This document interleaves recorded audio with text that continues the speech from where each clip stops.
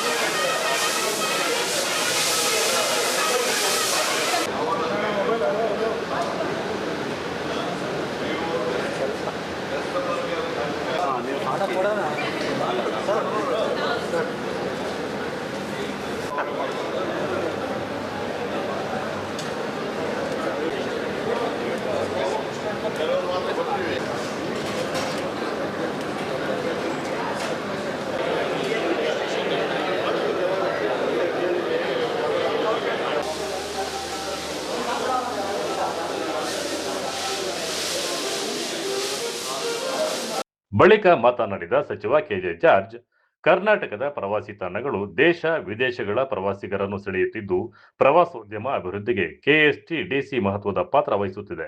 ನಿಗಮದ ಹೋಟೆಲ್ಗಳು ಹಾಗೂ ರೆಸ್ಟೋರೆಂಟ್ಗಳಲ್ಲಿ ಸ್ವಚ್ಛತೆ, ಗುಣಮಟ್ಟದ ಆಹಾರ, ಉತ್ತಮ ಸೇವೆ ಮತ್ತು ಆತಿಥ್ಯಕ್ಕೆ ಹೆಚ್ಚಿನ ಆದ್ಯತೆ ನೀಡಲಾಗುತ್ತಿದೆ.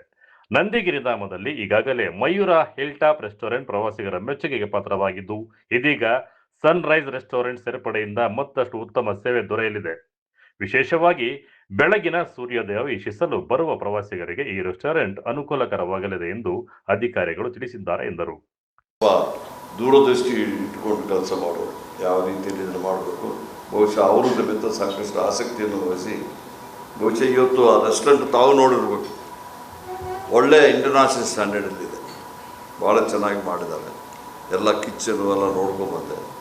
ಬಟ್ ಒಂದೇನಾಗಿದೆ, ನನಗೆ ಒಂದೇ ಒಂದು ರಿಕ್ವೆಸ್ಟ್, ನಮ್ಮ ಏನು ಮ್ಯಾನೇಜರ್ಗಳು ಇರಲಿ, ಸ್ಟಾಫ್ಗಳು ಇರಲಿ, ನೀವು ಶಿಸ್ತನ್ನು ಇಟ್ಕೋಬೇಕಾಗ್ತದೆ ಮತ್ತು ಶುಚಿತ್ವವನ್ನು ಕಾಪಾಡಬೇಕು. Cleanness is very important.